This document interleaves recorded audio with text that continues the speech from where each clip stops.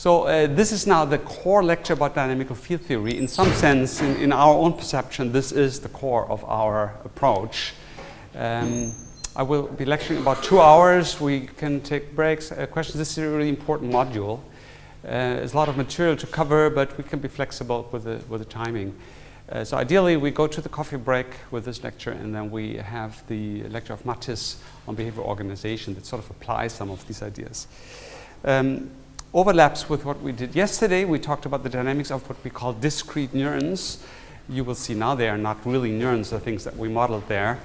And the question I asked at the closing of yesterday's lecture was, how do these neurons stand for something? How is it meaningful what they do? We introduce them to represent the inner states of the nervous system, but what's the relationship between these inner states and outer states of the nervous system? That is what neuroscientists call representation. It is not this complex concept of philosophy. We can discuss that separately. But somehow the activation is supposed to stand for something that's outside the organism, for instance, something that is being perceived or some action that is being intended. You will see later in the course that we actually address this problem at some level of sophistication in our approach. But now I'll just talk about this classical problem of representation. And in some sense, this discrete mapping raises an issue. It raises the issue how that link comes about. If a neuron is supposed to represent a particular object, a particular perceptual feature, how does that arise? And of course, ultimately, you all know from your basic understanding of neurophysiology that it is about the connectivity between the sensory surface and that neuron that determines what it stands for. That's the notion of a receptive field or of feature maps. That's the Hubel and Wiesel kind of approach. And on the motor side, you see something corresponding. And the step to fields is really a way to make that formal. And so the underlying hypothesis here is that those things that these neurons stand for are inherently continuous, that they span spaces, inherently continuous spaces. And you can think of these spaces in our case as the space of possible behaviors. If you think of a motor behavior that's maybe very intuitive, you can make, for instance, a reaching movement, and then there are continuously many deformations of that movement that you can make. You can vary, let's say, the direction of the movement, you can vary the extent, maybe you can vary the speed, maybe the amount of force that you have to overcome or that you have to generate. So that spans a whole continuum of possible movements. Of course, you could also think of different categories of movements. Let's say you can do a grasping movement, or you can do a catching movement, or you can do a throwing movement, and so on. And maybe you could use your right hand and your left hand. Some of these might be really categorically different. Not so much, for instance, for right hand, left hand, there is a degree of involvement potentially of these, but maybe different classes of behaviors could be different. And our task will be to understand how these different categories come about and how they're being represented. So a priori, we will think of those as different fields, different spaces. There are multiple spaces that you have to represent. On the perceptual side, quite analogously, think of, for instance, seeing a movement.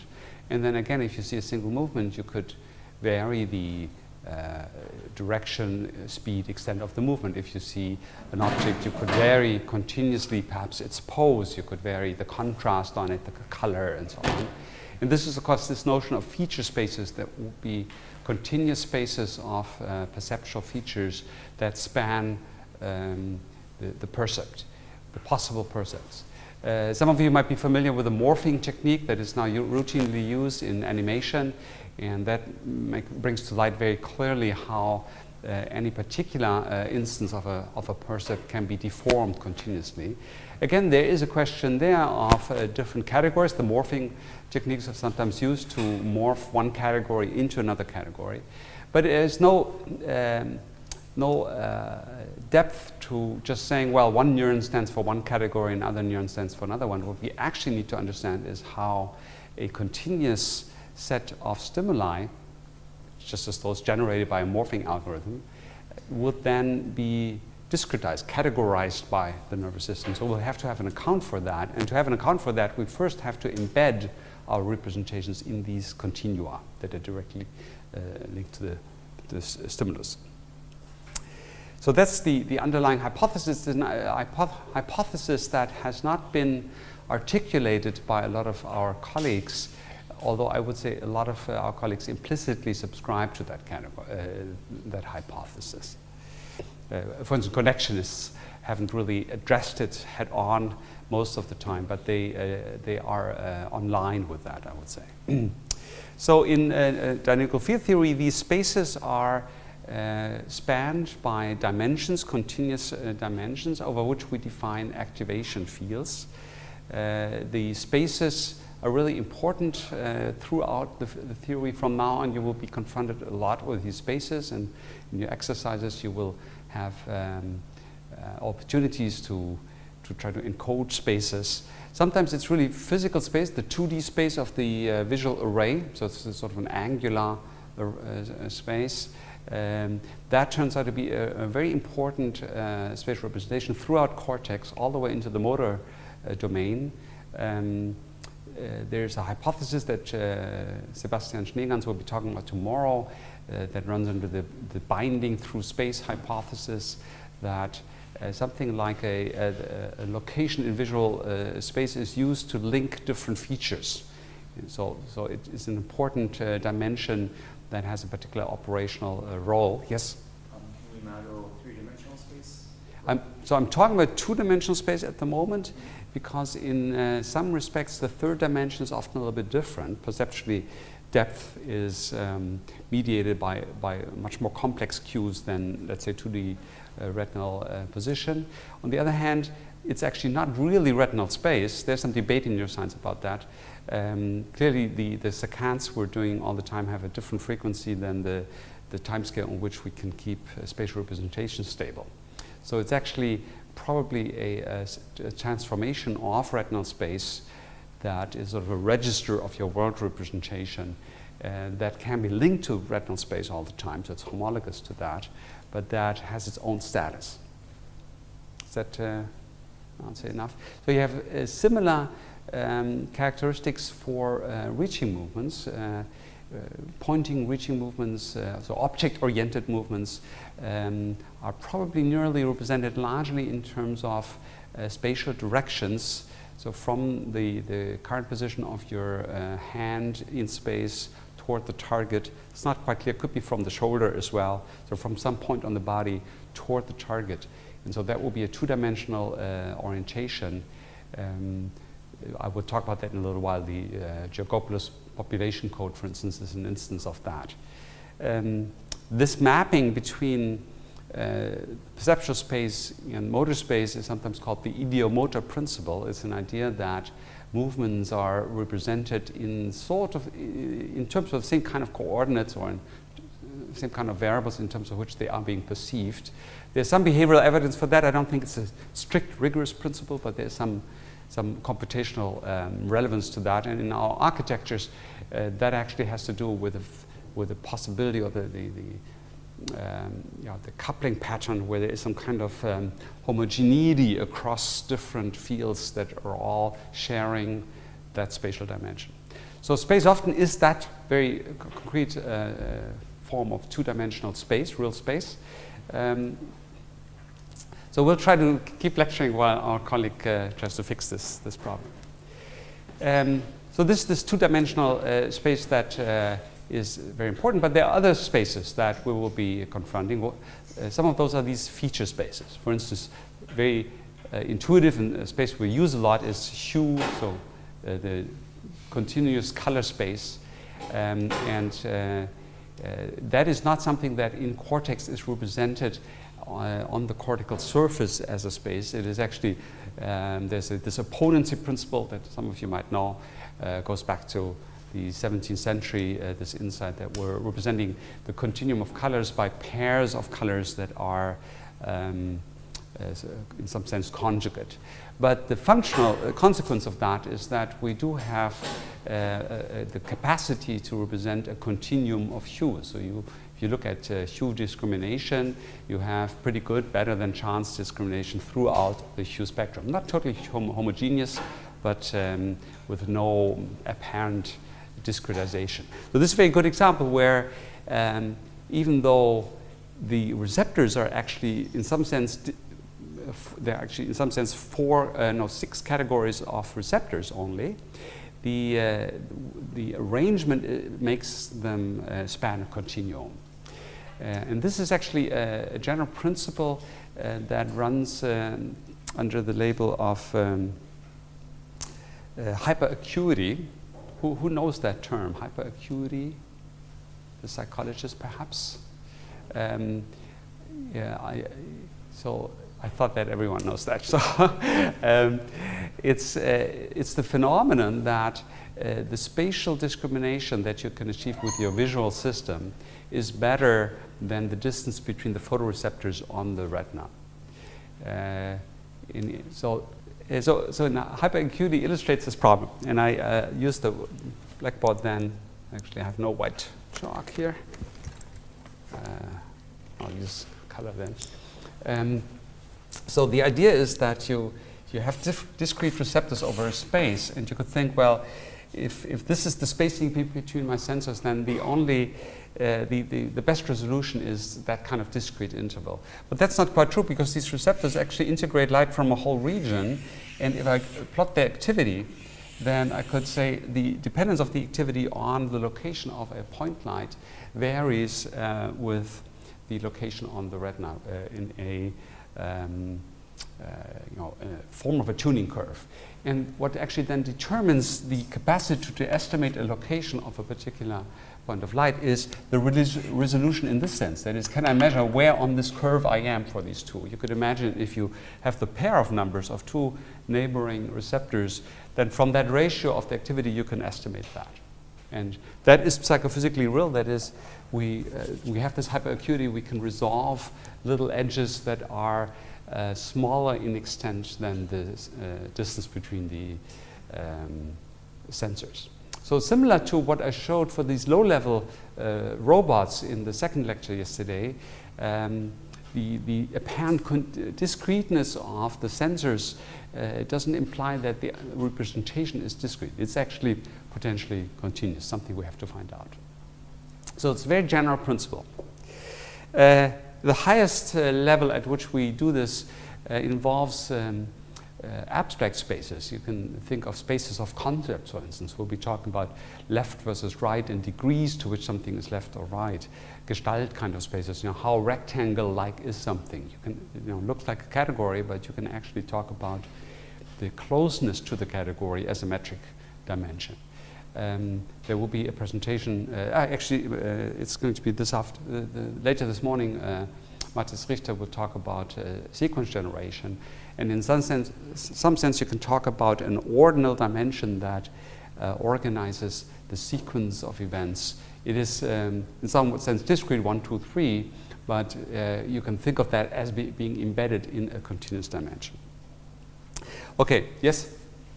Can you explain again the saccade behavior, where eye is rapidly moving between fixations? Yes. It's but as you say, more larger in motor space. Okay. So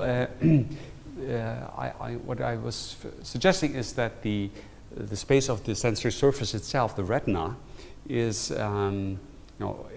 often thought of as being the coordinate system in which the visual space is represented. It's clear if you fixate, and a lot of experiments in neurophysiology are done that way. You fixate, then if you vary the location of a stimulus, you get neural responses, for instance, population responses, that depend continuously on that location. So retinal space could be thought of as spanning visual space. It's not very intuitive because you're making these very quick saccades. Every 300 milliseconds you're making a saccade, so that different positions in an outer space are mapped onto retinal space. So on retinal space, the world is very unstable. And psychophysically, introspectively, and in some cases also neurophysiologically, representations are not that unstable. They persist. I mean, you all have the sense that the world is stable, right? You can destabilize the world, for instance, by pushing against your eye. That's a movement of the retina that is not accounted for by a neural command. So you can see it's an achievement to keep the world stable. And there's a whole line of work about how that is done, but But functionally, there's a question, does that depend on the motor command sent to make the saccade, or does it depend on some visual matching and updating the visual scene based on what you have in the visual array? Probably both is true. If you shift the world a little bit during a saccade, you can very quickly learn to correct for that. So there are mechanisms to construct this view that we have of the world that is not centered in the eye, not centered in the head, actually not even centered in the body. I probably will not get to this point. We're doing experiments with John Spencer, or have done some years ago, where we actually found evidence for that, where you put someone into a room, a darkened room, and eliminate landmarks as much as you can, and then you find there is still some implicit landmarks, sort of a symmetry axis that is probably the anchoring point of this frame that we're carrying along with us all the time.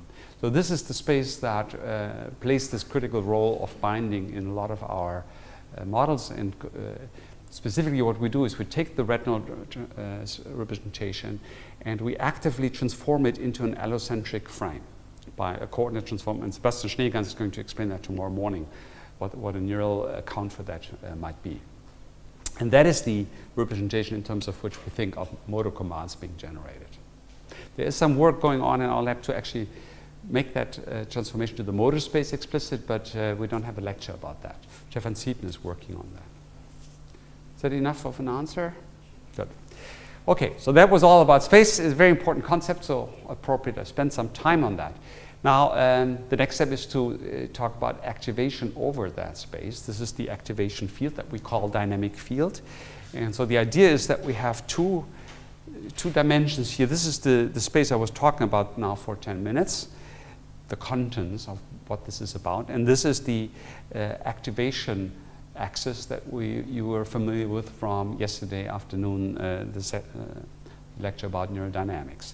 So this is the activation. Positive activation is significant, goes to the sigmoid. Negative activation isn't. And the only difference is now that we have many activation variables. Yesterday we just talked about one or two.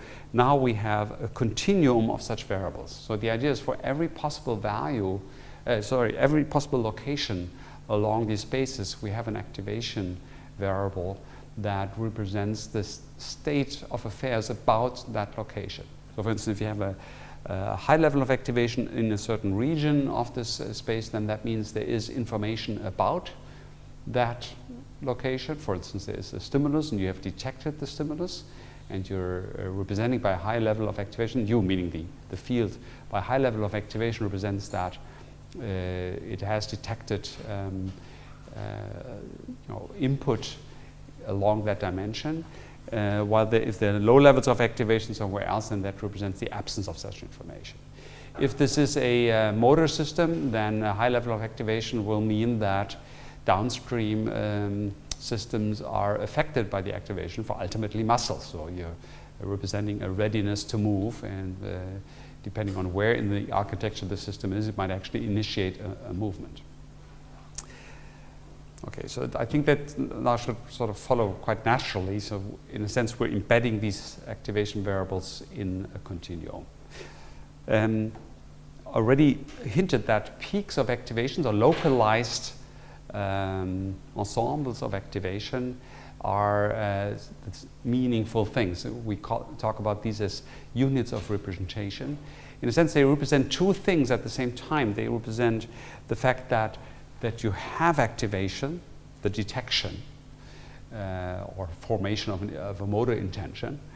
And then they also represent, of course, the contents of what is being perceived, detected, or intended. And that's the location of the peak that encodes that information. So when we talked about discrete neurons, we took for granted that the neurons stand for something. So that location in the field wasn't made explicit, and now we can make that explicit. But we already addressed that the transition from a subthreshold, below zero to an above zero level of activation is that detection decision, and has that significance of making a transition to a representation from a non-representation. So the absence of structure at a level of activation that is below zero, like yesterday we stabilize a resting level, a negative level of activation as the default state. That's the absence of any information. This is a significant, yes? In our exercise yesterday, you see the amplitude of the response also like affects the behavior. Yes. But in your formulation, you just define it as tau, constant with time. It doesn't change with time. But I think we can make it as changing parameter with time to modulate the behavior as well. So you're referring to yesterday's exercise with Jean-Stéphane? The amplitude of the response is like sigma times something times the sigma function or Yeah. sine function. Right. And when we change that amplitude, Yes. the behavior changes. That's right. So you mean the neural interaction in the self-excitation, the neuron that self-excites? No. No?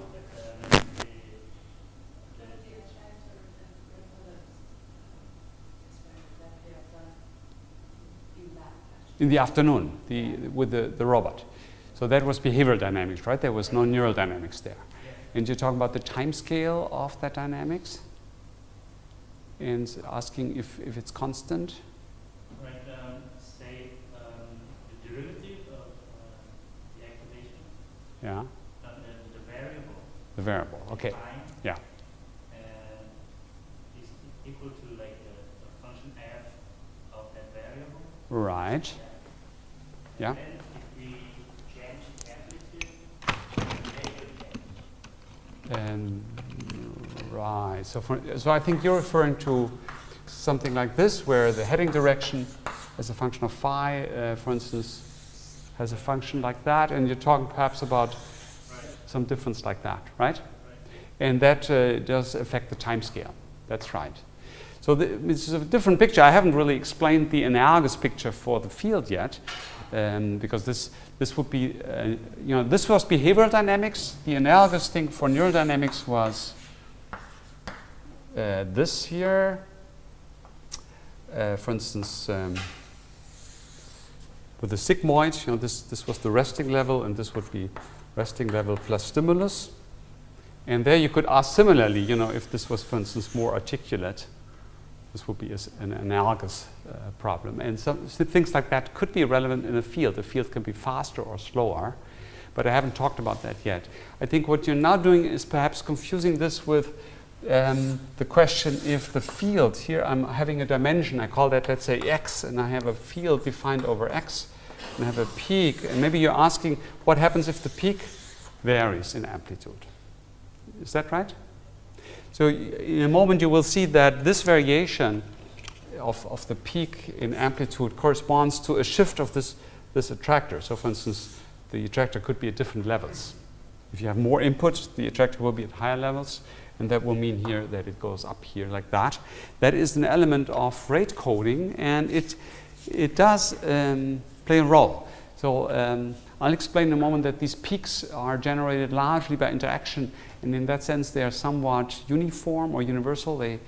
They are almost normalized. They always tend to be the same size, but the size can be modulated by input. And so on top of that unit of representation, you can have a graded signal. And that graded signal can bring about differences. For instance, that you, let's say, turn to a bright stimulus faster than to a less bright stimulus. It's sort of a graded effect, and it doesn't do much work for us usually. I don't think we've made that it plays an important role in our work, really, but it is sometimes psychophysically important because there are these effects in the nervous system that amplitudes matter.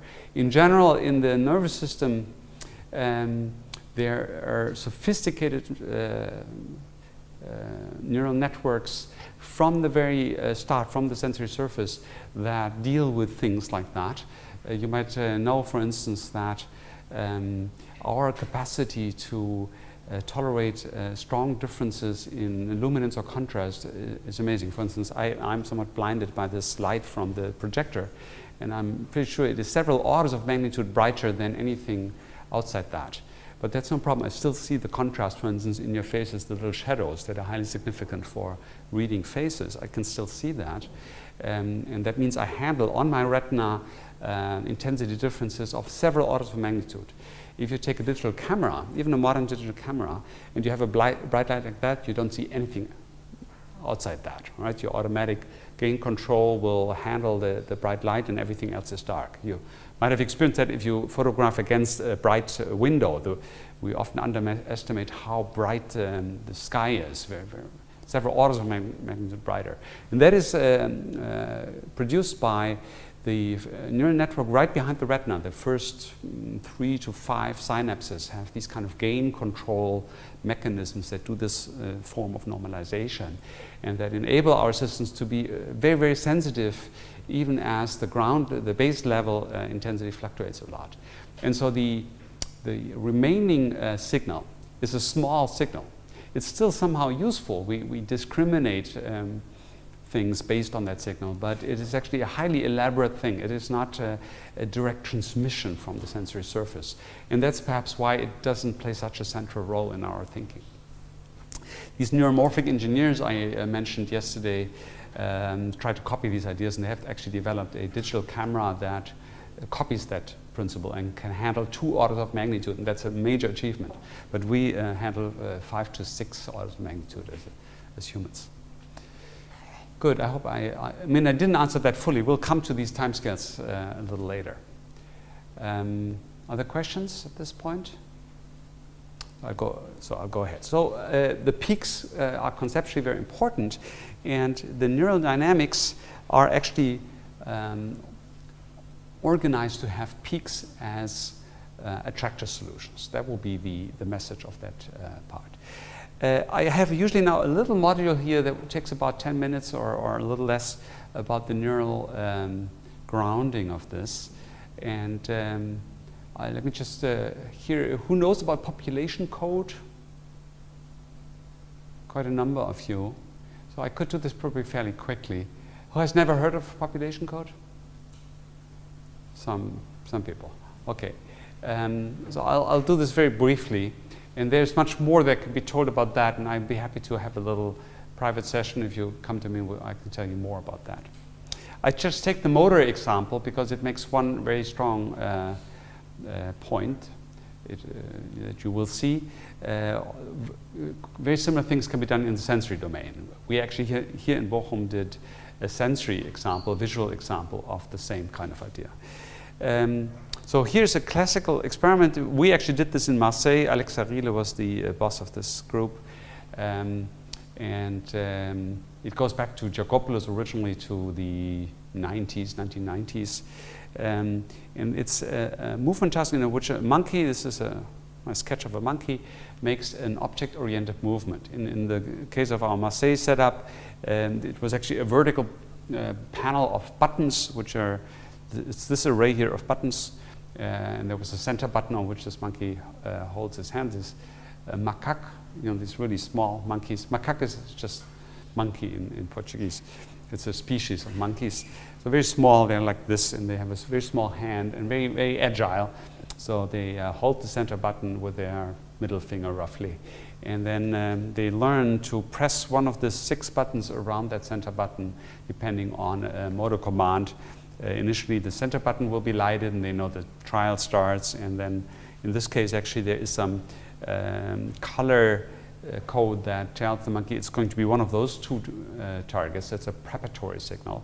Sometimes we tell the monkey about 3 possible targets. Sometimes we tell it this target is going to come up. And when that target changes color, then the monkey has learned to then initiate the movement. It's a long training. Takes many weeks. The monkey gets a reward for every correct trial. It learns to not move too early, to wait until the go signal comes, to go to the right target, and so on. When they have learned that, they have done many thousands of trials. So then it's a highly skilled movement. It's a typical problem of functional neurophysiology that you can really only look at highly trained behaviors in which the monkey does one of things that it does all the time.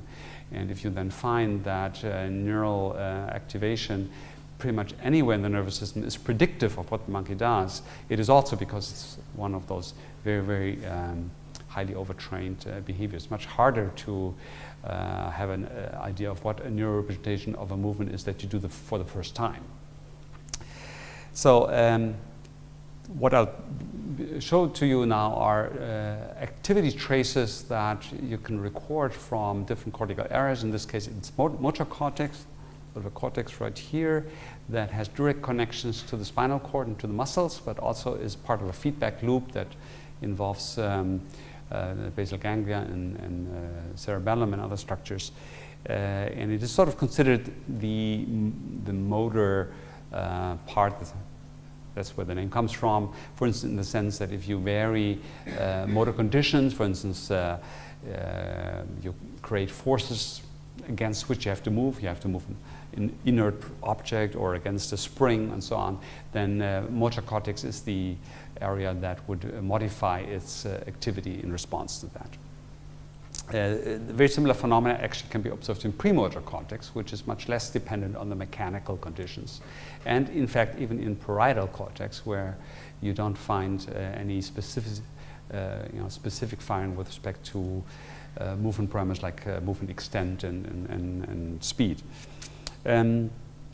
So in the typical scenario, you have a time organization of the movement imposed by the experimenter. So the trial starts with this attentional signal. There is a preparatory signal where 2, 1, or 3 targets in this case are being pre-cued, and then there is this is the PS, the preparatory signal, and in this case 1 second after the preparatory signal you get the response signal in which one of those buttons changes color and the monkey initiates movement. In other experiments this time is unpredictable, so the monkey cannot anticipate, and there are the whole kinds of variations. I mentioned that just because in the recordings these are important. If you record from neurons in the motor cortex, you're looking for movement-related cells. I make this point because it is important, not very much emphasized point in neurophysiology, that whenever neurophysiologists look for coding, they are testing a hypothesis. They're looking for particular kinds of neurons. There are lots of neurons that you could record from, but you're looking for a specific kind of neuron. So it's always based on a theoretical hypothesis. So here you're looking for neurons that are movement-related. Movement-related means that you're looking for neurons that modulate their firing in register with the time structure of the trial. So in experiment, the monkey is doing the movement all the time. It's computer controlled these days. And what you're actually doing is putting the electrode on to amplify the electrical signals that you get from the intercellular space and put them on a loudspeaker. The spikes are essentially electrical potentials that you pick up at some distance from the actual axon. The further you are, the less potential you pick up, and they are high frequency because they have this very sharp structure. And if you put them on a loudspeaker and you're close enough, you hear a little noise. And so what you're looking for is noise like that is synchronized with the movement. So here you see this is this preparatory signal, this is the response signal. You see that these firing patterns, every little dot is a spike that was observed. The different lines are different trials. They are ordered by response time. You see these kind of dots are when the monkey lifts off the centered button. These are when the monkey lands on the response button. And so they're ordered by response time. That's why these are systematically varied in time. And so this is a neuron that is movement related as they define that, and that means it modulates its firing with the time in the trial. So it fires primarily before the onset of the movement. You have other neurons that don't do that, and those you don't record, because all the time you're driving your electrode up and down the motor cortex through the different layers and looking for some neurons. And when you found a good one, usually with these electrodes you try to find maybe 10, 12 that you can simultaneously record. These days even more. Some people can now record 40 or 50 neurons. And they're looking for neurons that are modulated like that. If you do that, the other dimension is that all the time the monkey is doing the movements in the different directions. And that's what you see here. You see the firing pattern for the 6 different conditions moving in the 6 different directions. This is the case where the preparatory signal is unique, so it tells the monkey which movement will come up. You see a lot of activity in this preparatory period. And what you're now doing is characterizing the neuron with respect to its dependence on that parameter. So you see the firing pattern does depend on the movement direction. There's less firing for this movement direction than there is for that. Now the plots correspond to the different directions, right? This is for the movement in 2, it's this plot, and for the movement 5, it's that plot. You see here that this, for movement 1, there's even a little bit of an inhibition here. There's less firing here than the spontaneous firing rate. I don't have a trace here of spontaneous firing, but it's a little bit more than that. Well, here there's clearly more firing than that. But you see it's pretty broad. That is, these neighboring conditions that are 60 degrees away, that's a lot, right? This is a pretty broad tuning curve. In fact, in some theoretical sense, this is the broadest possible tuning curve you can have for a periodic function. It's a cosine function that is centered, centered on the preferred direction of this the cell. And if you have a function that's periodic, you can't really get any broader than that. That has real theoretical significance because the cosine function shows up if you do scalar products in a vector space. So people have speculated about the theoretical meaning of that. But just empirically, you find that these tuning curves are very broad. More specifically, in motor cortex, you find that about 50% of the neurons that you randomly pick up like that, these are all movement-related neurons, right, have these very clean tuning curves, the cosine-like ones. The other 50% have more complex dependence, irregular dependence on the movement direction and are usually discarded. Sort of a rule of thumb, you always, when you do this hypothesis, you find something between 50 and 60% of neurons that are clean examples of your categories, and then typically neurophysiologists have a second category they can somehow identify post hoc, and then they have some, that's another 20 to 30%, and then they have the remainder. And often years later, when a new hypothesis come up, they actually discover there is some meaningful pattern in the remaining kinds of neurons. It's a real problem of neurophysiology, this kind of sorting based on hypotheses. You mentioned that there is more activity in the first time. But why is it that there is more activity in the preparation? Well, it's I would say nobody knows ultimately. This is just a phenomenological description. The hypothesis is, of course, that these neurons are connected to the muscles, and that the neuron we're looking at is connected to combinations of muscles that push the arm in this direction. So that when the monkey intends to push the arm in that direction, that it has learned to activate this neuron more than other neurons, and therefore it will do the right movement. And learned means also that it has some connectivity that links its perceptual representation of the movement target to this neural network. That's as much, that's the typical way of thinking about it, but we don't know this in any deeper sense. But why is it that in the 5 there is no space? In the second, in the solar direction, why is it much less activity? Well, again, I can just tell the story like that the connectivity is such that when on the monkey's retina, this movement target 5 shows up, that much less activity goes to this neuron because that neuron, yeah. I mean, that's the story. All that we do is we record that. In fact, if you do these kind of recordings, you don't even know if these neurons really drive the movement, or are these neurons, for instance, generating the corollary discharge and are just preparing the perceptual system for where to expect the hand. So very typically, these kind of neurophysiological observations are relatively isolated because you can only measure this very limited population under these conditions, and you don't really know what their functional significance is.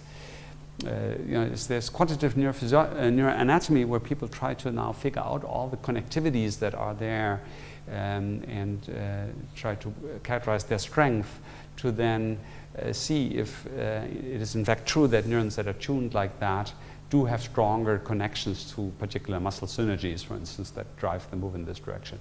But this has not been achieved in this domain. It's hellishly complex networks. It's not a straight feed-forward mapping. So there's a lot of room for reinterpretation of these data. This is still one of the cleanest examples in neurophysiology, and you have a lot of other examples that are really just descriptions of the kinds of representations we find. Yes? So each horizontal line is one trial? Yes. So it's the same neuron for each of the graphics? So this is just one neuron, yeah. It's all trials from one neuron.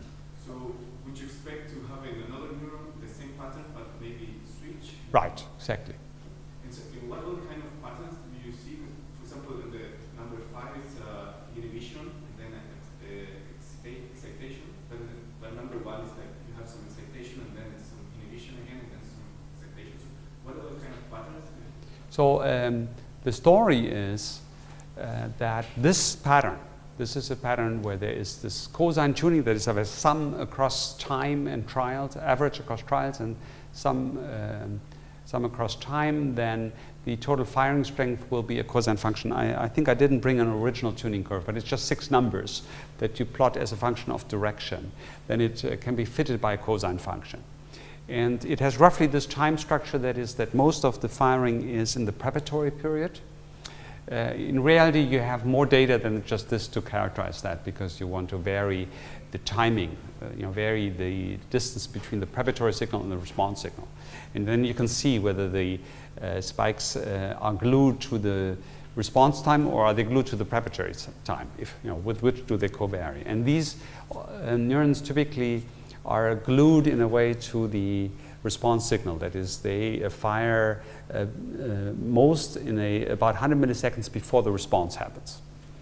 And they have this tendency that the activity there is bunched. That is, before they have to speak, they have a little inhibitory dip. That sort of pattern, that is supposed to be about 50% of the neurons you find there. So I'm telling a story, and it is purely a descriptional result. People do this, and then they classify the neurons, and it's based on some theoretical ideas, because you're even asking the question like that. Somebody else studies perhaps the same task, and what varies is the, for instance, monkeys making isometric force pulses. There is a fixed manipulandum, and they encounter different resistance in different directions, and then look for that tuning. And you get also 50% roughly have a cosine tuning. And you can also ask all kinds of different questions. And it is not clear if the neurons that do this are the same neurons that do that other tuning, or are there partially overlapping populations? So in reality, typical cortical representations depend on many parameters. Neurophysiologists like to talk about coding.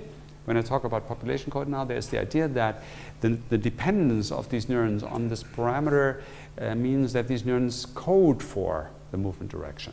But the code, to say it codes for, is just a word they use for the fact that its firing depends on that parameter. And so the firing of these neurons depends on many other parameters. When you vary them in experiment, the firing will depend on that. There's a practical limitation that in any single experiment you can only vary a small number of things, because you have to have many trials for every different value of that parameter, and a monkey will work like that for maybe 2 hours. If you need about 25 repetitions, you can estimate to pretty much try maybe 12 to 15 values of a parameter, and therefore it is never possible to probe all dimensions on which a neuron is supposedly dependent. It's also true for classical preparation to anesthetized animals, where you just present something on their retina, but there it's a limitation how long you can track a neuron, because the tissue drifts, the electrode drifts, and after 2 hours you most likely lost the neuron. So you can only have a limited window on that. So these are very practical constraints. So even today, there are other techniques now that like optical recording that we use here in Bochum. But overall, there's still always this strong hypothesis testing kind of approach combined with descriptive classification that tells the stories in neurophysiology. Okay, this is a whole like a mini course on neurophysiology, right? Just maybe the message of that will be that you recognize that it's quite based on theoretical ideas. It's not that people who study the neural level somehow see the truth or have direct access to mechanism. It's not. It's really just like psychology, hypothesis testing. Even though neurophysiologists are sometimes a little bit fuzzy about that in the way they talk, but in practice they know that. Now this is that okay as an answer. So this fact that these tuning curves are so relatively uniform, 50% of these cosine tunings and are so broad, alone led to the notion of population code. And Georgopoulos was the head of that lab who pushed that notion a lot. It actually is a little superficial in a first step to make that inference, because you can't really operationally say whether the neuron really contributes to the movement intention when it isn't firing optimally. You know, it's still possible that when the neuron fires like this, its response is discarded, and only the most active neuron will actually get a vote. That's a possibility. So even though it's a cosine curve, you could think maybe only at the very top those neurons contribute, and everything else is just background. This turns out not to be true. In the motor cortex, evidence for this not being true has to do with proving that the shape of the curve matters. And actually, with Alexa Rile, we actually provided evidence for that. It's a bit complicated to explain, so I'll not go into that. But there's actually another preparation in which somewhat earlier David Sparks made the critical experiment, and since then this has been repeated in many different areas. This was in colliculus superior, or in English we say superior colliculus. It's not a cortical, it's a subcortical area, but that has a very similar structure, also some kind of homogeneity of connectivity in the system, and it represents saccadic endpoints. That is, if you stimulate, for instance, somewhere there, then you can elicit a saccade of a particular direction and amplitude in that system. Also very broad tuning curves. That is, if you present a monkey who fixates with a visual stimulus somewhere, it makes a visual saccade to that stimulus, then you will find that pretty much half of colliculus is activated. Now, colliculus is topographically organized. That is, if you look where on colliculus these neurons are located, then the location on the retina that they're sensitive to co-varies with that. So neighboring neurons on colliculus will code for saccades of similar retinal extent. While in the motor cortex, this is actually not topographically organized. You will find that next to a neuron that has this cosine tuning curve, there can be a neuron that codes for, let's say, for movement number 5. That codes for a very different direction. It's sort of scrambled on motor cortex. Because of this topographic property that you find a lot in the nervous system, you can actually, in a targeted way, take a part of the representation out of the picture. In this case, you can cool locally the colliculus. For instance, you put in a little cooling electrode, some cold water flowing through it. When you cool the neural tissue, at some point the cells stop firing because physiologically the pumps don't work anymore. It's reversible. That's what's nice about it. If you let it warm up again, they start firing again. So you can take parts of the population out of the picture. And now you can probably imagine what happens if this is your colliculus, for instance, and let's say this is the region for a particular saccade from this fixation point to that. Maybe this is where this is the population activation peak. And now you're taking this kind of, let's say you're cooling this here, then you predict that the saccade should correspond to something more like that this mode falls away, and then now the saccade gets shifted, and you can predict here on the retina how the saccade should get shifted. And if you systematically do that, you can study how much every portion of the population contributes. And it turns out they contribute just like you would predict. Similar things have been done in MT, in monkey perceptual area V5 or MT, which encodes visual motion.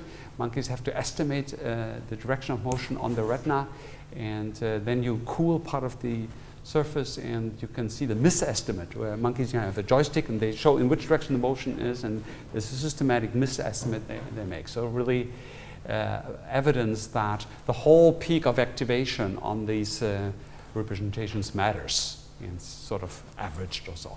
And actually we'll talk at the end of this lecture, we'll talk a little bit how this readout might actually work. So population code is this idea that it's broad populations of neurons that correlate really with behavior. There's in the meantime very sophisticated mathematical analysis of these sorts of things. And the current opinion is that what best correlates with behavior are small populations of around 1,000 neurons in cortex. So does that mean you could do like in-field approximation against spherical heuristic No, that just means that you can manipulate the population because cooling is spatially localized. The principle is the same, and you could take a colliculus and you just rearrange the neurons randomly, not cutting any cables, wouldn't change the function. The picture is really just that in motor cortex, the cables are just more scrambled. I mean, really, the topography is really just an anatomical thing. You could say topography just means that the cables are not very mixed up, and it grows out of the growth processes that organize the cabling and so on. And the higher you go, the less topography is evident because probably the constraints are of a different nature at that time. In a moment I'll show you that the same kinds of ideas can be used. In fact, here's the answer to your question. You can construct the peak of activation just like here, but it's not on the surface of the motor cortex, it's some functional space. And the way you can construct that is by taking the tuning curves here. These cosine functions this is just a schema. The green lines would be the tuning curves for many different neurons. And as one of you asked, there is a whole sampling of that dimension. So as you vary, if you look through your population, there will be tuning curves around pretty much any value, any heading direction, movement direction. So these are these different green lines. And now you can construct from these tuning curves something like a population representation of movement direction. So this is this movement direction. Every tuning curve is multiplied with the firing of the neuron under one particular condition. So here this is the condition where this movement was required of the monkey. And therefore the tuning curves that are centered there are multiplied with a large factor, and that's why the blue line is large there, while the neurons tuned to movement directions around here are multiplied with less, and therefore they contribute less. And then you just sum up these different contributions and you get the red line. That will be the distribution of population activation. For those who know about Georgopoulos, the angular mean of this population distribution, that's his population vector. And this is the underlying distribution. Here's an example of doing that.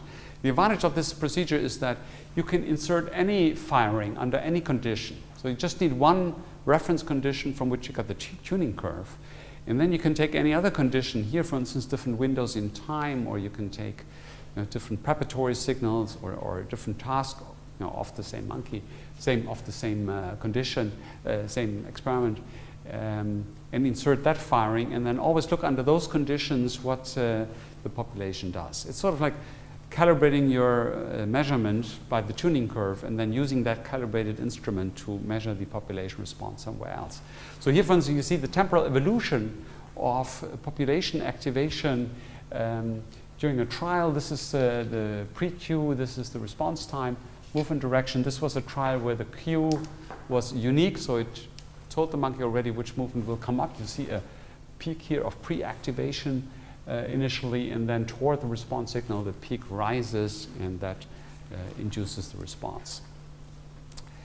So this would be constructing the population representation, but it's not localized on the surface. It is just distributed on the surface, but we can resort it, and then we get that.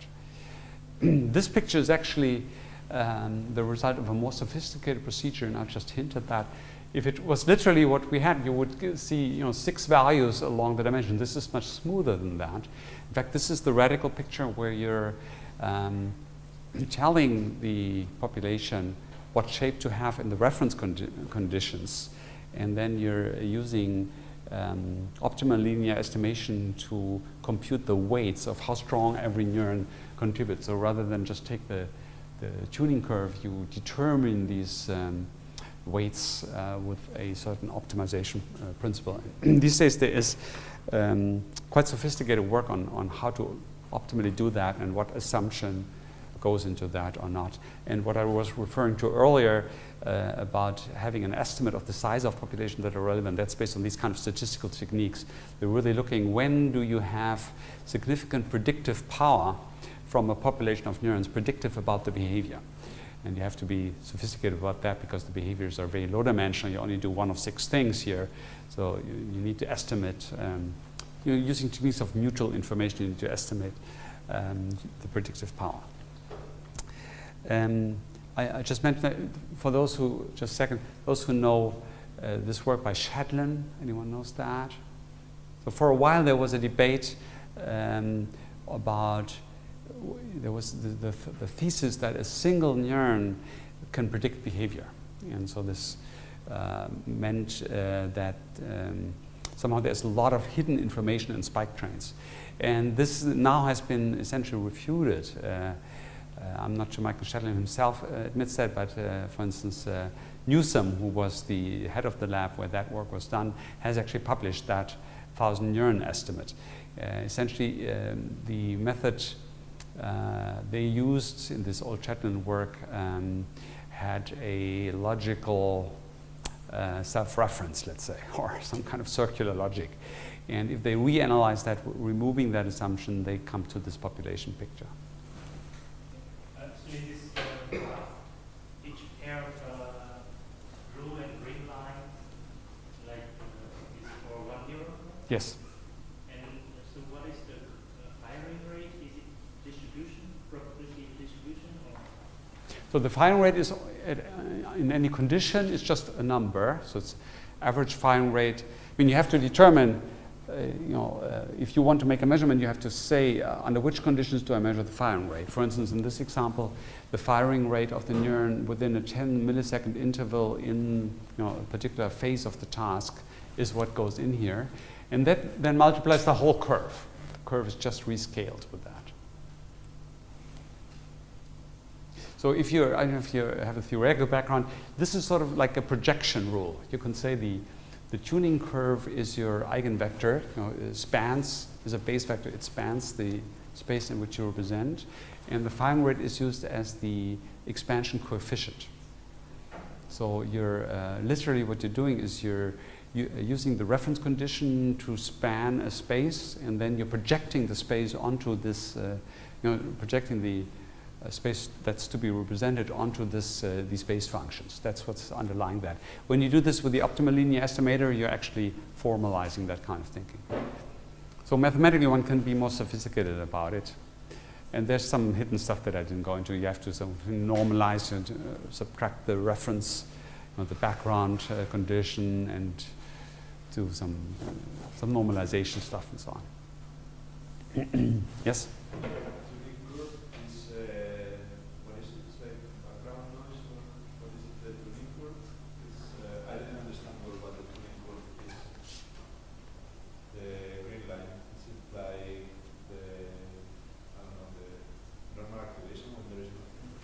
So the green lines here, this is a schema. The green line here are, of course, just cosine functions.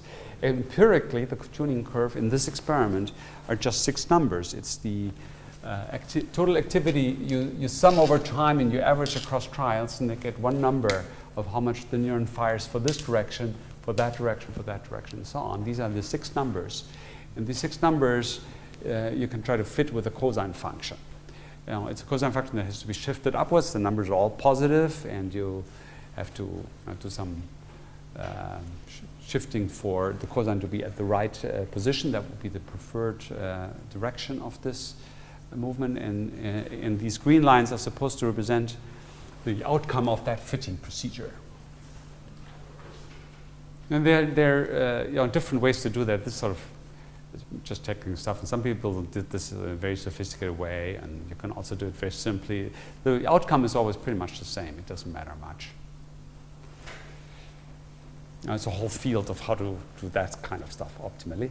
So maybe I don't want to go too much into this technical stuff. The main message from this is that in this approach, the neurons are actually not localized in the distribution of population activation, right? The neurons are smeared out over the. So if you look at one location in the population, it's not one neuron, right? Every neuron contributes its whole tuning curve. So in that sense, you see it's a much more abstract representation. And in a sense, these pictures are misleading because here it looks like the individual neuron sample that. But what you really have to look at is how much tuning do neighboring neurons share. Now, for instance, if you had inhomogeneous tuning curves here, you would want to rescale the contribution of the individual neurons to reflect that width of overlapping input. So similarly for the fields, that's why I'm saying we shouldn't say a neuron in a field. We should say a field location, because it's always a whole population. It's all the contributions of all the neurons to that particular value, and neurons that are strongly tuned to that value contribute strongly. Neurons that are less tuned to that value contribute less. And so in this picture, what determines whether how much a neuron contributes to a particular field location is the tuning function, and the tuning function is the outcome of the forward connectivity from ultimately the sensory surface to that system, or from that system to the motor surface, depending on whether we're looking at sensory or motor tuning. It's it's not a trivial idea, because you have to fix the conditions under which you assess that forward and backward projection, because if there's other stuff, there are other neurons in between. If in those neural populations there are some state, for instance, some variation of the task, you will get a different feed forward, or sensory to central, or central to motor projection. But for now, let's just assume that that is unique, and then that's how we do that. Yes? So you have a population, so it's all neurons that are neighbor neurons? Yes. With me? How do you make it? It's also a good question. So here we're saying this is motor cortex, right? And we're anatomically assessing whether we are in that same cortical area. These cortical areas are characterized by their microanatomy, the shape of the digit trees, the size of the neurons, and so on. So the cytoarchitectural characteristics enable you to delineate a particular area. But that is just an empirical finding that if you do that, then you find coherent results. So we don't know a priori which neurons to throw in and which not. Ultimately, it's also hypothesis testing. What is a useful way of doing that?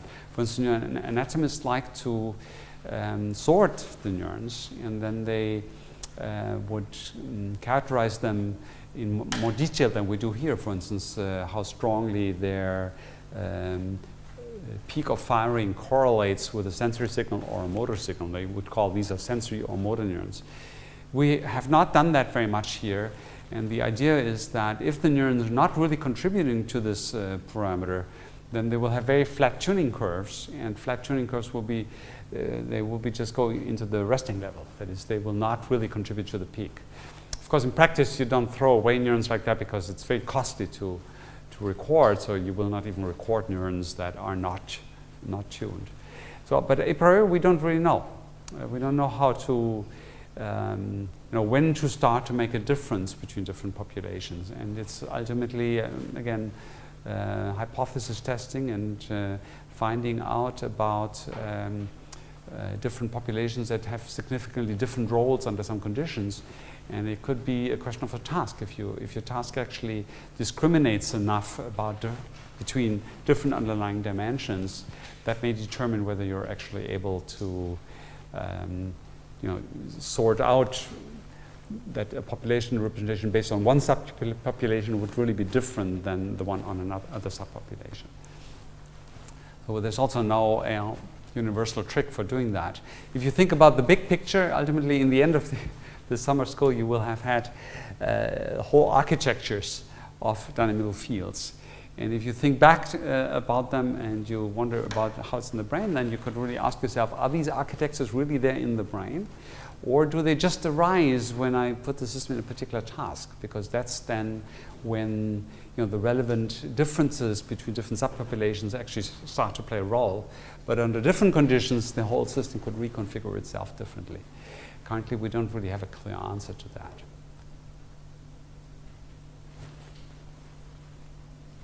Okay, maybe that's enough in terms of neurophysiology. This is a much bigger picture. It took also certainly longer than 10 minutes. So we consider the dynamic field approach to be firmly neurally grounded in the sense there is an operational procedure how to link it to neurophysiology.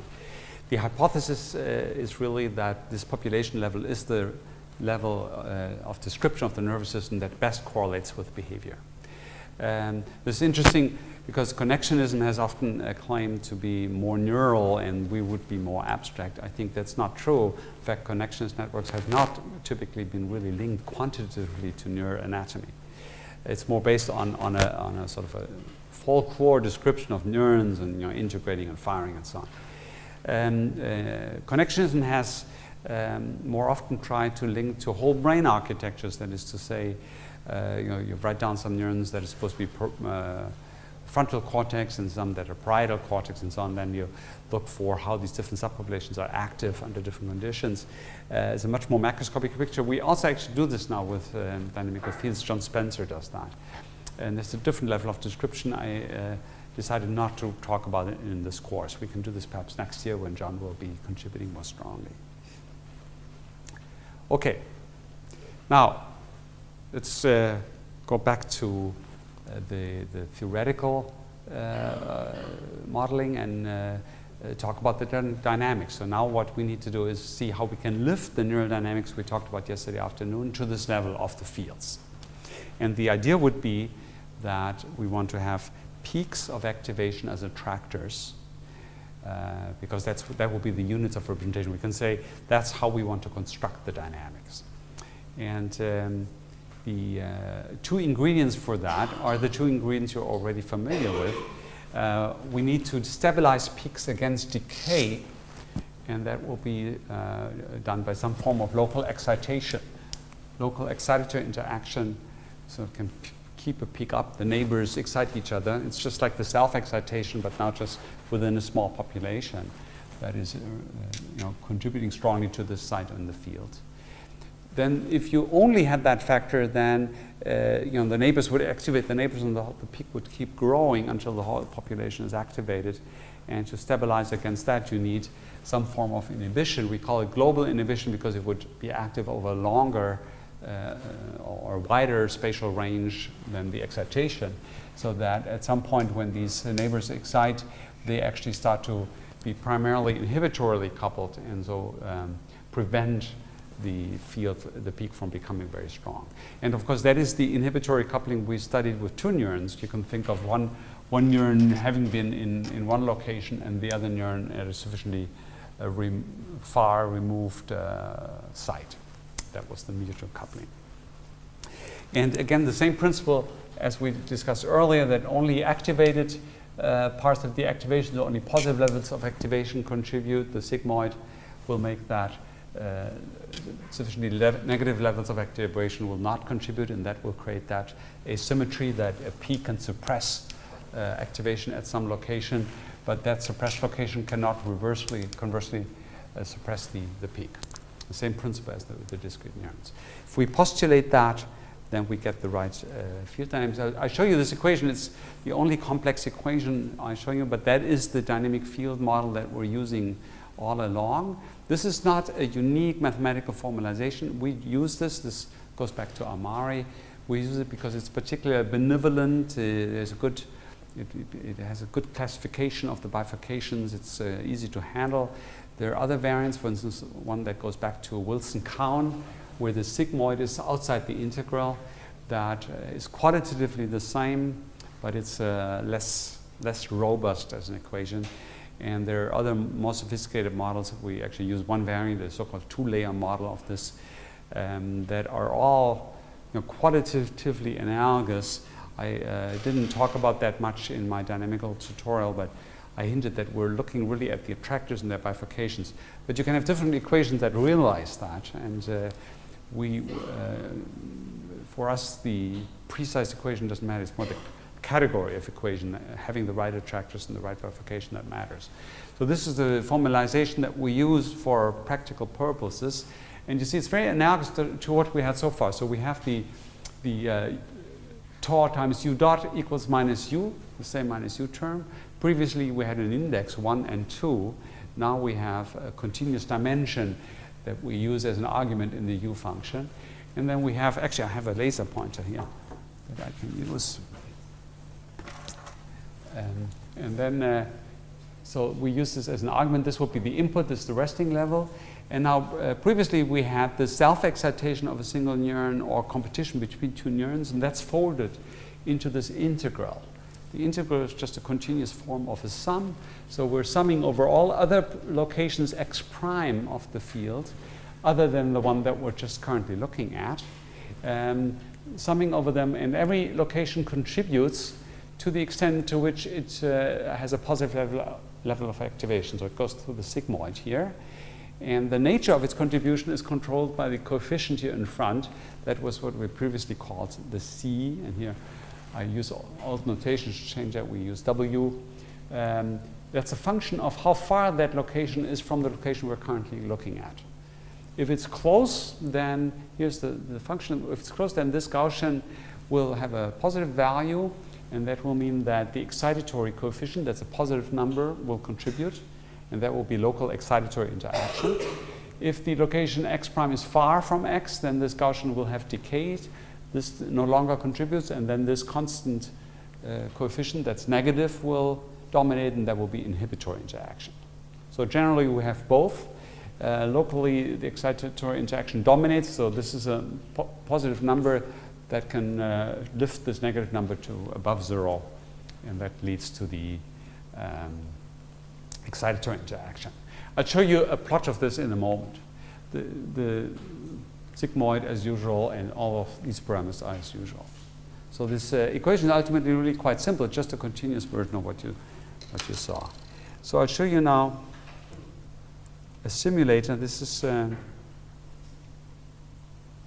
oops.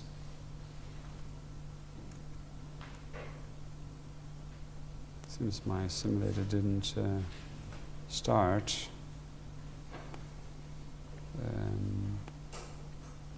I seem to have my MATLAB crashed for some reason. It takes now, unfortunately, a second for this to come up. I hope that I have no bug here. So this is the simulator that you will have a chance to use this afternoon yourself. Sebastian Schneegans will introduce you to these simulators, just to the way we numerically solve these equations in general, how to estimate this integral, and then he will show you the interactive pattern. We have a software system that's called Cosivina. For some reason, Sebastian Schneegans invented that name, and that is very, very productive. So you can actually assemble, once you've learned that, you can learn that within one afternoon. You can assemble a complex architecture almost in real time. As we're talking, you can write down an architecture and then interactively simulate it, just like I will be showing you now. In the previous equation, the derivative is with respect to time or location? It's with respect to time. So the only case in which the derivative with respect to activation actually arises when you study stability to estimate that slope. but operationally we're only looking at time derivatives. So here's the simulator. It has the field here on top, and this here is just a static plot that shows the interaction kernel.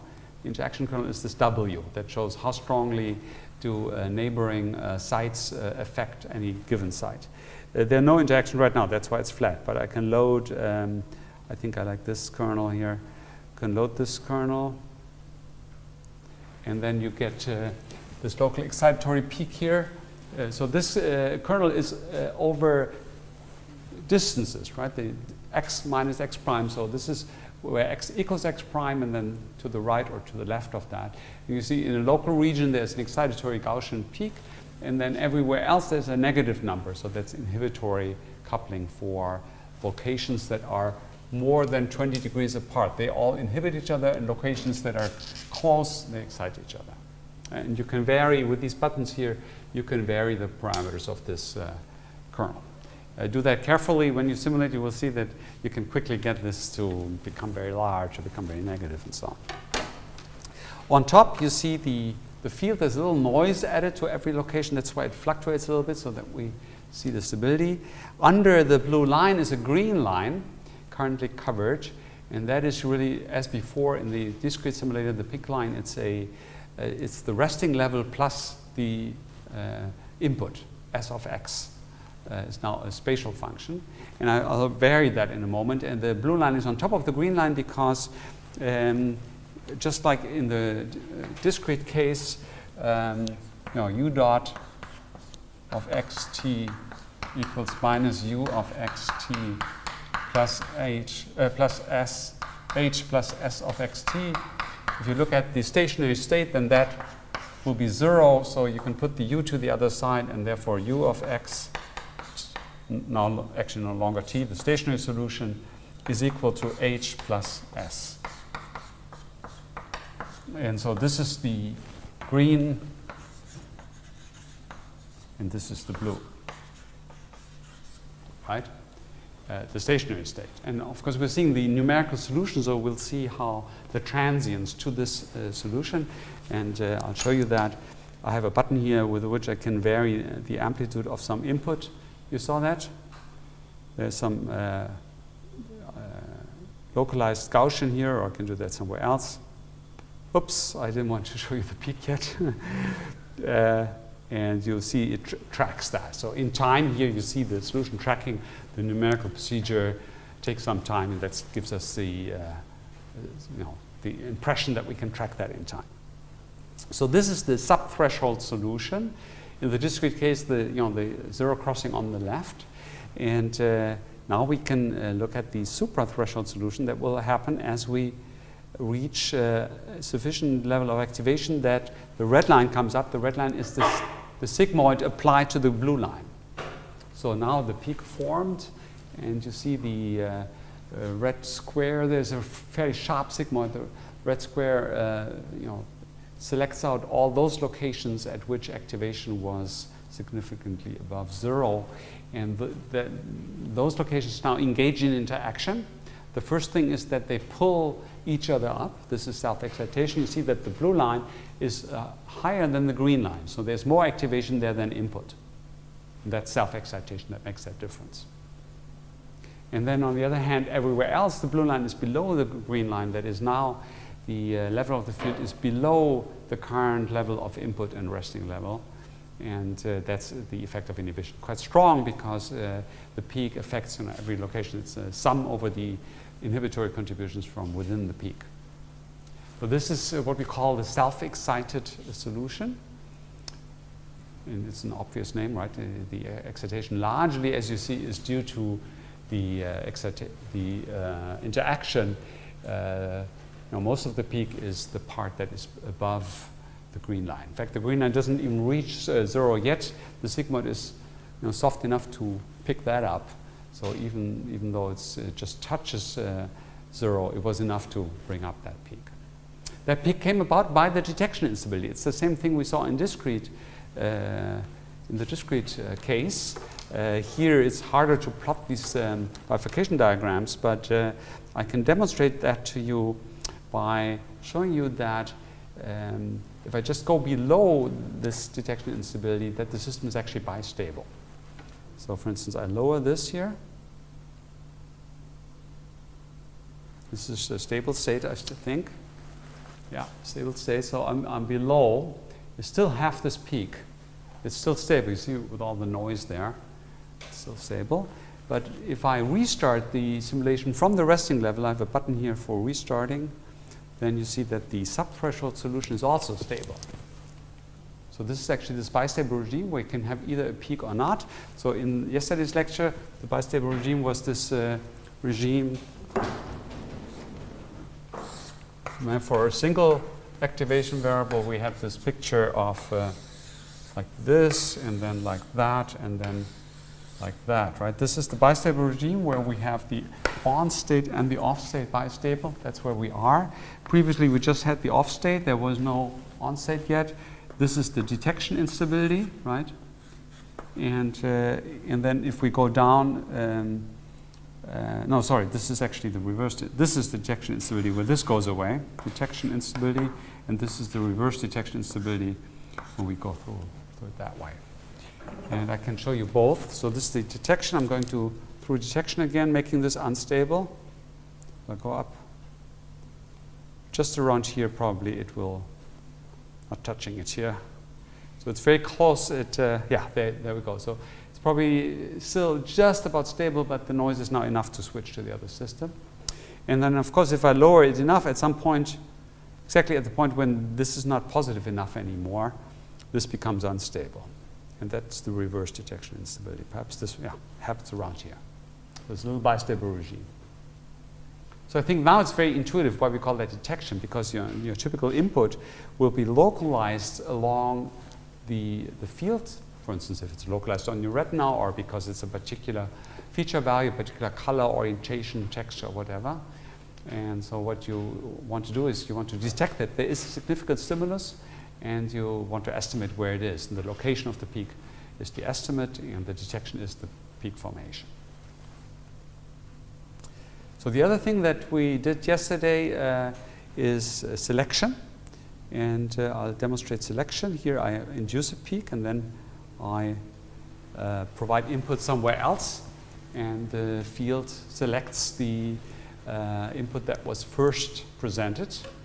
It's the same principle of time advantage being translated into a competitive advantage.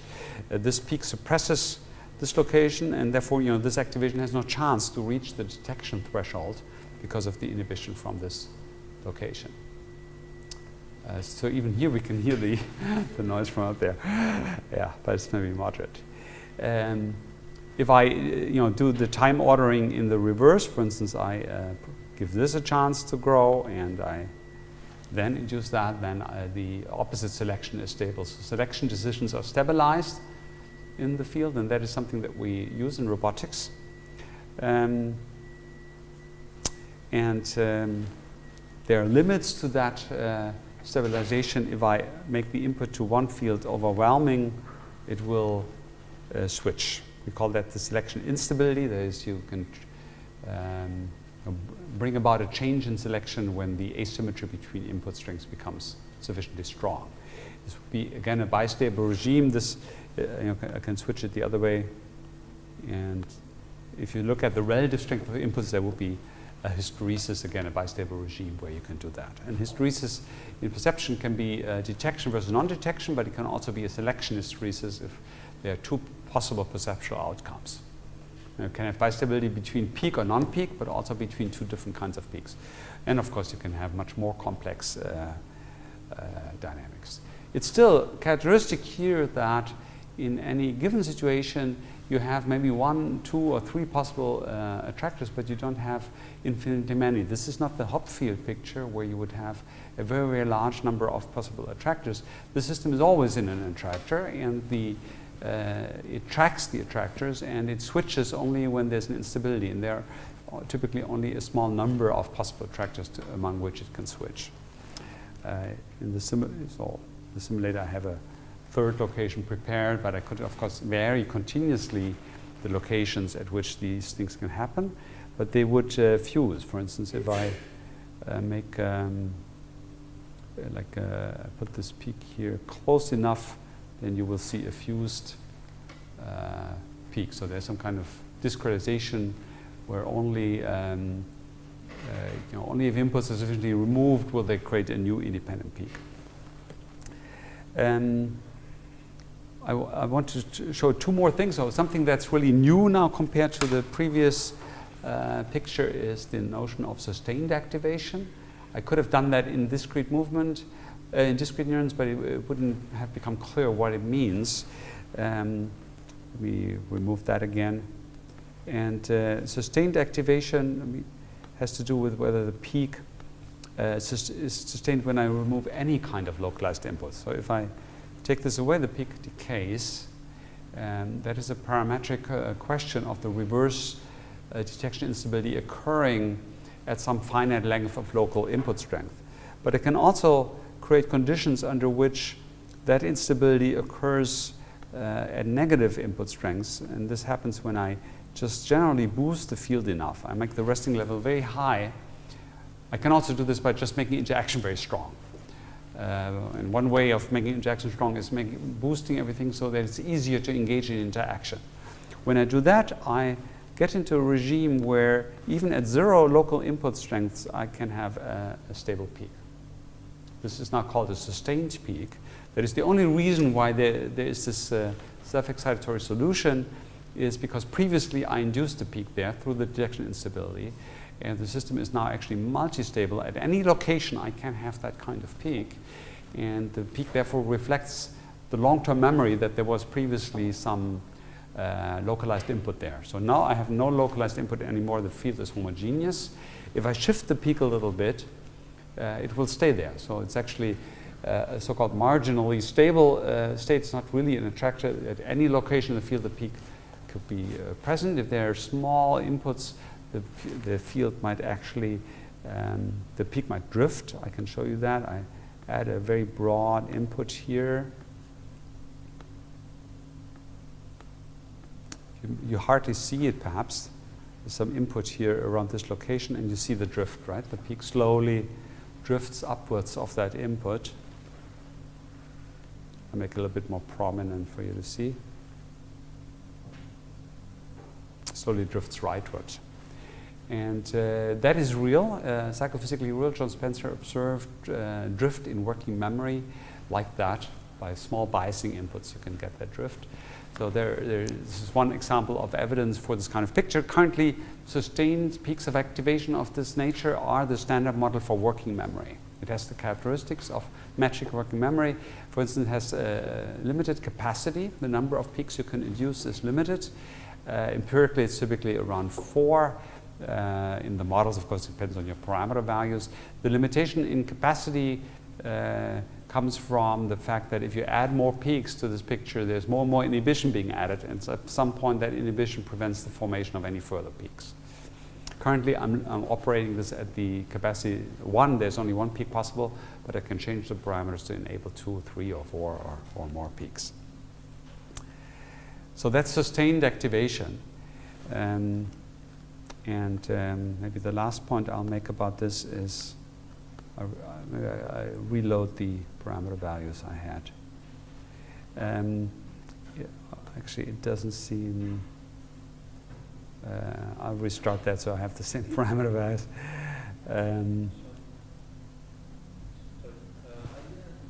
understand why there is a limitation capacity of the inputs. There is a limitation in the capacity of the system. So capacity of working memory. This was a bit quick. That means the sustained peaks, how many of those can I actually keep in memory at the same time? So without any inputs, irrespective of how I got that. And you can see if I add these, I can show you again if I put a peak here. This is sustained. You see now there's already some inhibition here. So actually under the conditions I have, I cannot induce another peak here. If I induce another peak, then it will delete my working memory. Yeah. So this interference is also a characteristic of working memory that happens. I could generate working memory that's better by having a localized interaction and not global. And of course, I'm not able to tune that now so quickly. Probably this isn't going to work. Yeah. A very odd peak here as well. This is perhaps not right. But you see, for instance, I can have two sustained peaks. One very ugly. I think it's maybe not really stable. Let's see. If I have the appropriate kind of interaction. And you will have a chance this afternoon to play with that and to try to figure out such things. Yeah? So that's, did I change everything back? Yes. So the last point I want to make is subtle but quite important. I put a small number of inputs here. Maybe I can. So I have put 3 little inputs, here, here, and here. You hardly see that at all, 0.8. So think of those as small inhomogeneities in the field. For instance, input strengths would have been learned. We'll later see that memory traces can do that. And now I induce peak just by boosting the field. So I provide a homogeneous input to the field. It's like a go signal in a sense. It doesn't tell the system what to do. And at some point, this is probably about the point, maybe a little more, one peak should form. Yeah, here the middle peak came up. So it's actually just a instance of a detection instability, but it's induced by the boost. It's not induced by a localized input. And of course, the preferred location for the field to form are these slightly more favored locations with a little pre-activation. If I repeat that, I will get the peak at one of these 3 locations always. And in some sense, that is a form of categorization. That is, what's significant about this are 2 things. It's the capacity of the detection instability to amplify small differences into a whole peak. And what results from that is that if you have some inhomogeneities in your field that are microscopic in some sense, then these can be amplified into macroscopic structure, and that's how categories can emerge. So conversely, you could say, compared to classical neural network learning, the demands on learning a category are much reduced. In neural networks, you want to in the network to have qualitatively different responses to stimuli that are different, belong to different categories. And there's often this idea of invariance, that is, even though you get different exemplars to a category, you want one neuron to go on for all the exemplars in that category.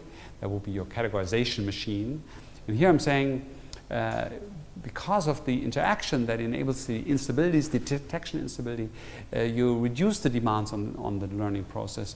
All that you need is that the neural representation becomes somewhat inhomogeneous, and then the detection instability will generically generate peaks, preferably at certain locations, at the most excitable locations. And that will look like categorization, but it doesn't actually require to have fully learned the invariance. It can be, for instance, just the metric average of the different exemplars that does that.